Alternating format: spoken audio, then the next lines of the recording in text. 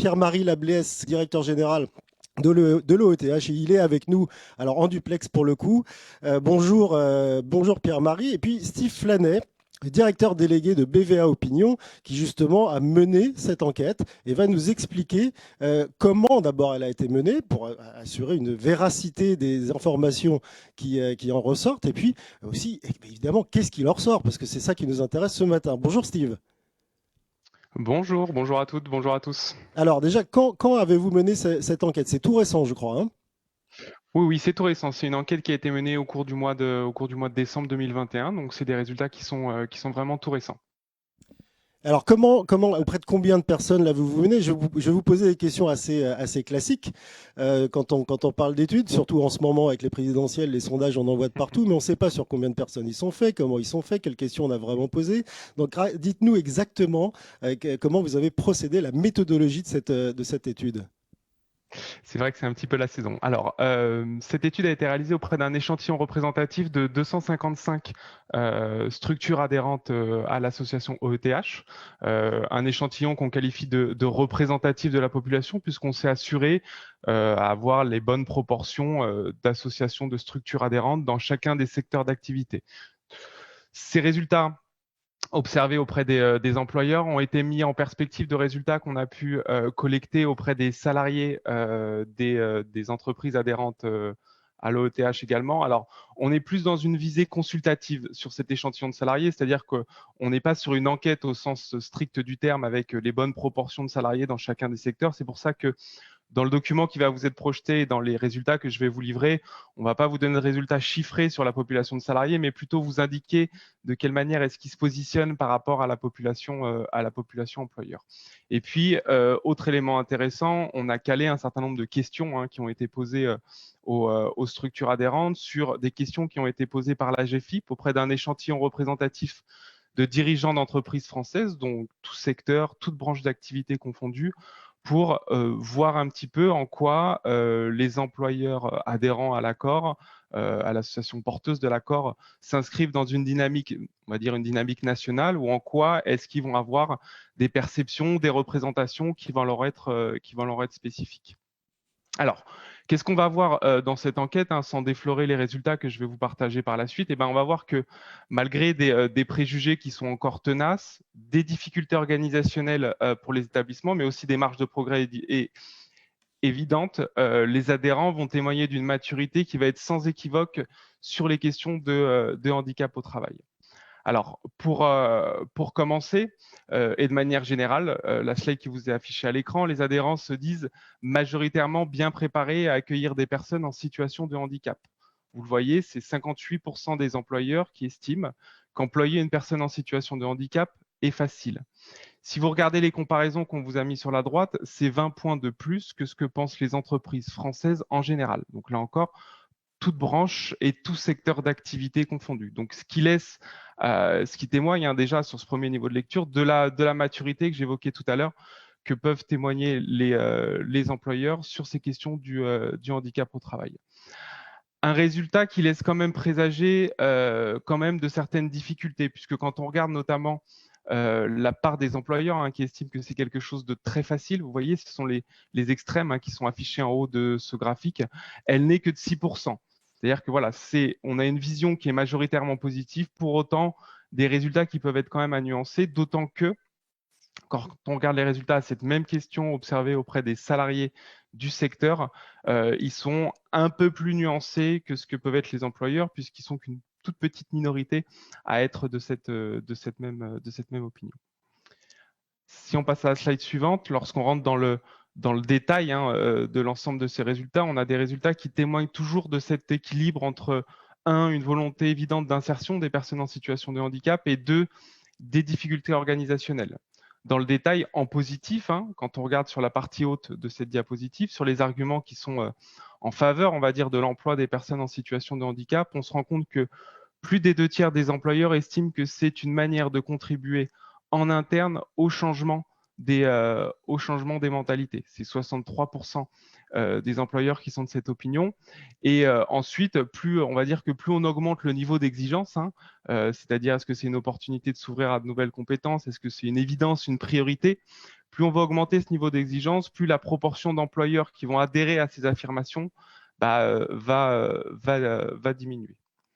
À l'inverse, quand on va aller sur la partie basse de cette diapositive, dans les arguments qui sont, on va dire, peut-être un peu plus critiques envers l'emploi des personnes en situation de handicap, on a 58% des employeurs qui pensent que c'est une difficulté du fait de la nature des postes qui sont proposés dans le secteur. Et on va voir par la suite dans les résultats que c'est une dimension qui va être assez prégnante, on va dire, des représentations que peuvent avoir les employeurs.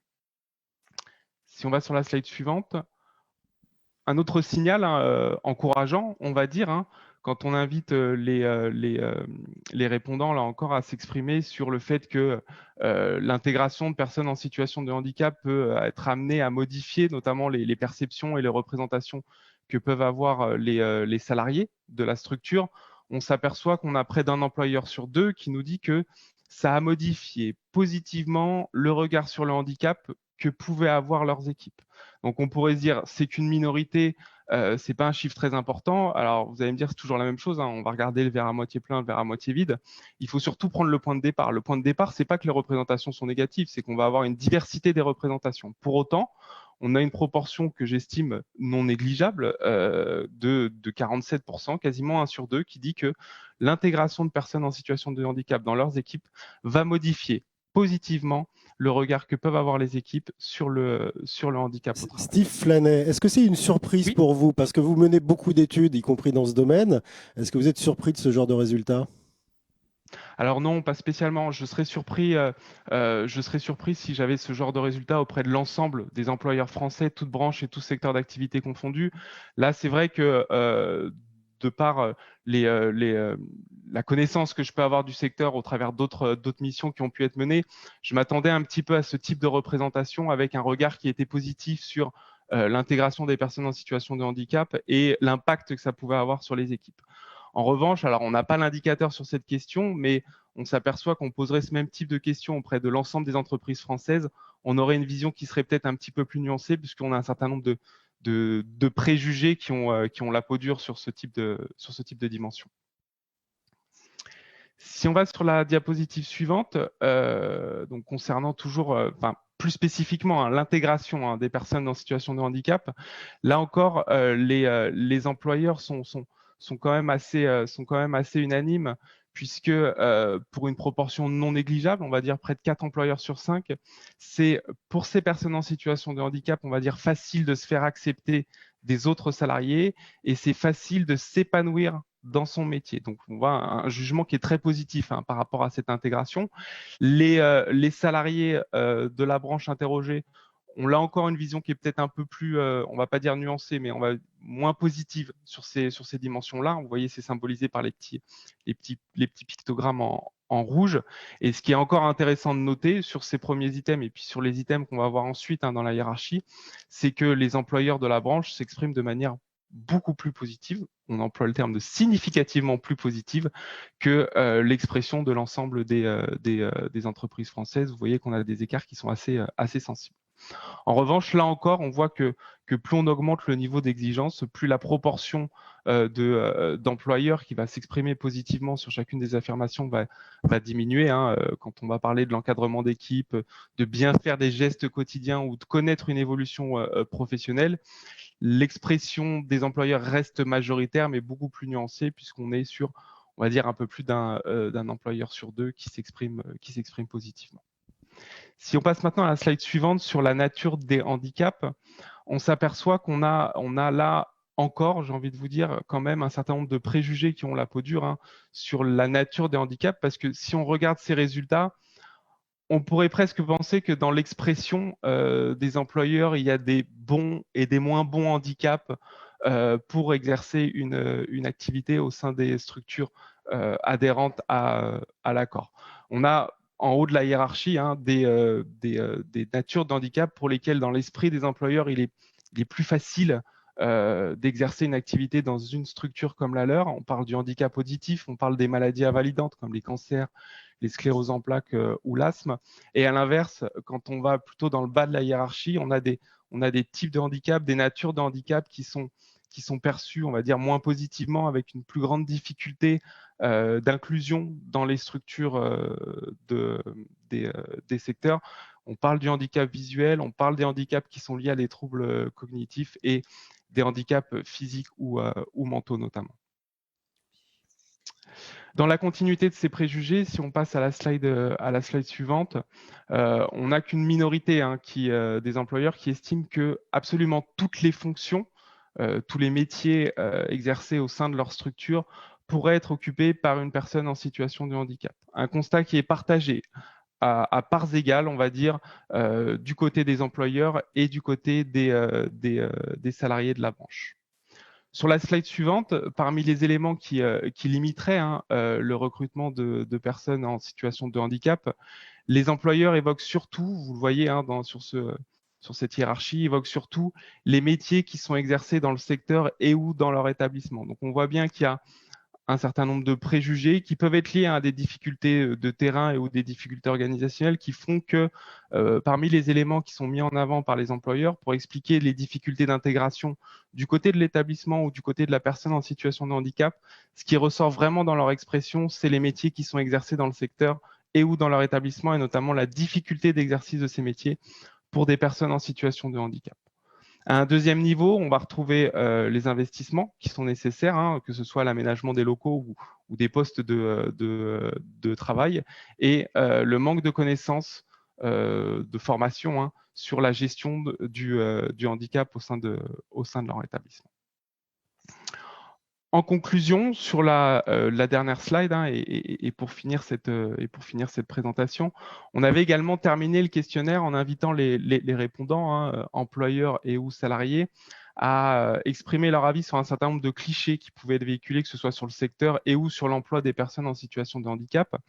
Et ces clichés qui sont les plus mis en avant par les employeurs viennent bien illustrer à la fois les représentations sur lesquelles il faut encore travailler, mais aussi les craintes de terrain qui peuvent remonter de la part des employeurs, puisque vous le voyez, et on va mettre la focale sur le point qui ressort en tête de cette hiérarchie, c'est que les emplois du soin et ou de l'intervention sociale sont trop durs ou trop exigeants pour être exercés par des personnes fragiles, sous-entendu des personnes en situation de handicap. C'est un cliché qui est reconnu, qui a été sélectionné en tout cas par près d'un employeur sur deux.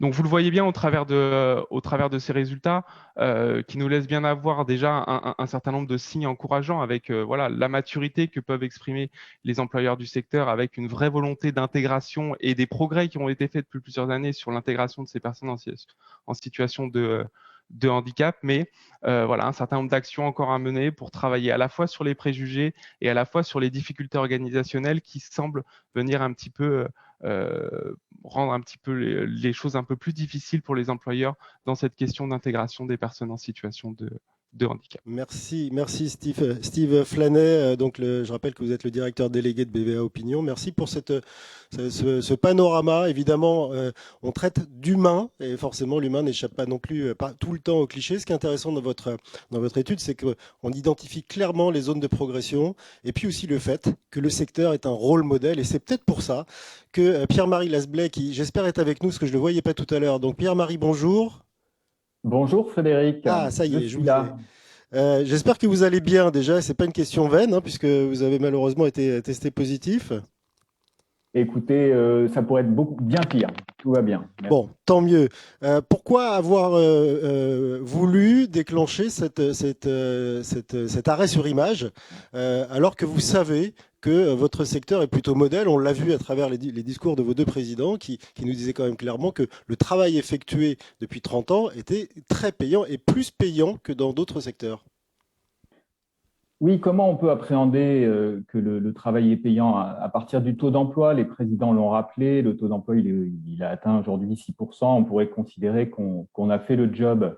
Mais je crois qu'on ne peut pas s'arrêter à ce constat-là. Il faut aller regarder d'autres choses. Et on sait qu'en matière de handicap au travail, c'est bien sûr une histoire d'organisation, c'est une histoire de moyens, c'est une affaire de sourcing, c'est une affaire d'aménagement de postes de travail, mais c'est aussi, et peut-être surtout, une question de mentalité, une question de représentation. Et c'était ça qui nous semblait absolument important de saisir aujourd'hui, où en est le secteur par rapport à la question du handicap au travail. Et c'est pour ça qu'il nous a semblé absolument essentiel, pour aller plus loin, d'interroger et de s'interroger sur la question des mentalités. Et on va interroger Marie-Sophie de Saulles, pardon d'avoir écorché votre prénom tout à l'heure. Vous êtes donc la présidente de la FEAP, et la FEAP est un des membres fondateurs de l'OETH. Ça veut dire que vous, peut-être même vous à titre personnel, vous avez vécu toute cette histoire. Qu'est-ce que vous inspire ces chiffres que vient de nous révéler Steve Flanney?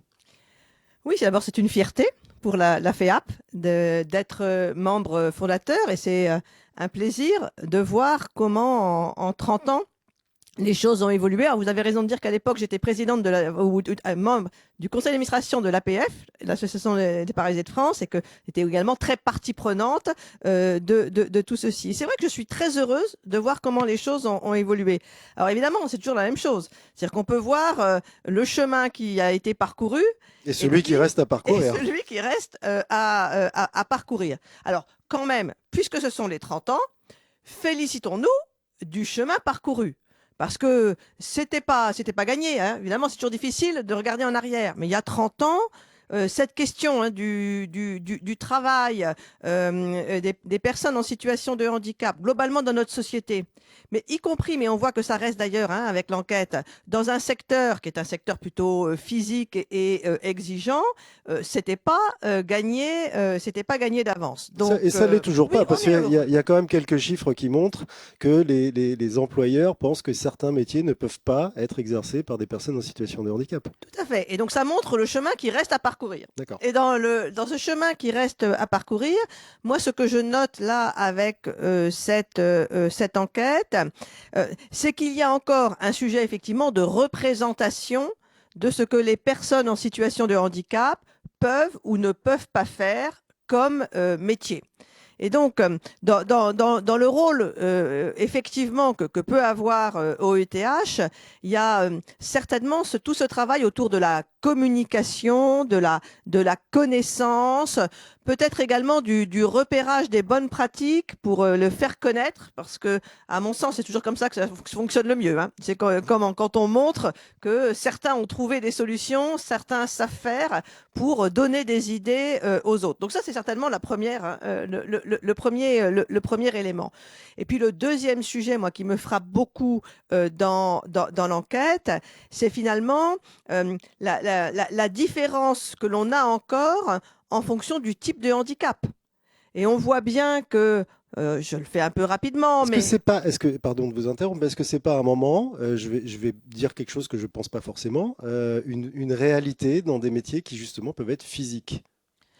Oui, sauf que vous remarquerez que la difficulté la plus grande en fonction des types de handicap, c'est plutôt sur le handicap psychique, c'est plutôt sur le handicap mental, c'est la question des troubles cognitifs, et vous m'accorderez que ces personnes-là n'ont pas forcément un problème physique pour pouvoir remplir un certain nombre de missions. Donc là, il y a quand même un sujet un petit peu d'incohérence qui montre bien qu'aujourd'hui encore, la représentation, j'allais dire, la plus péjorative pour les personnes en situation de handicap, ce sont ceux qui ont un handicap psychique ou mental. Et là, il y a certainement un travail à faire. Alors, il y a un certain nombre de démarches qui sont mises en place avec l'emploi accompagné, etc. Donc, il y a un certain nombre d'éléments. Mais il me semble que la cible première aujourd'hui, si on veut faire bouger la logique des représentations, c'est de travailler sur les capacités de ces personnes-là, la possibilité de leur intégration dans une équipe et la manière dont on peut les accompagner pour que le travail en équipe soit possible. Lever le tabou? Oui, c'est pour partie lever le tabou. Alors, ne nous y trompons pas, c'est effectivement difficile. C'est-à-dire que pour ces personnes-là, quelquefois, travailler en équipe, c'est pas simple. Quelquefois, pour les autres, pour le collectif de travail, ça n'est pas évident que de gérer ces troubles cognitifs ou ces troubles psychiques. Et il y a donc tout un travail à faire de sensibilisation du collectif de travail, de sensibilisation des employeurs, et puis également, et là OETH je peux jouer vraiment son rôle, une possibilité d'accompagnement non seulement des personnes, mais des collectifs pour permettre que cette intégration au travail se fasse, je dirais, le mieux possible. Et puis des usagers aussi, parce qu'à travers les représentants des usagers, il peut y avoir des paroles qui émergent et qui disent que justement, avoir des pairs dans les équipes soignantes, ça peut être intéressant pour eux. Pierre-Marie Lasblé, vous allez rester évidemment avec nous toute cette matinée. Est-ce que, j'imagine, vous avez déjà des pistes de travail pour essayer de résoudre les quelques problèmes, certes importants, que révèle cette enquête, mais en profitant aussi du bénéfice qu'on peut mesurer à travers l'enquête BVA?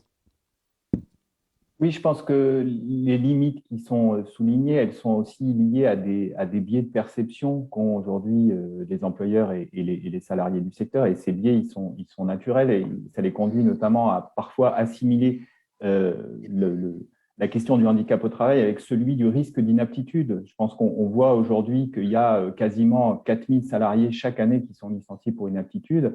Alors évidemment, quand on dit aux employeurs, il faut que vous recrutiez des personnes en situation de handicap, il y en a un certain nombre à qui ça fait peur, qui se disent, écoutez, déjà que je suis obligé, je suis contraint chaque année de licencier des gens pour inaptitude, alors vous n'allez pas m'en remettre.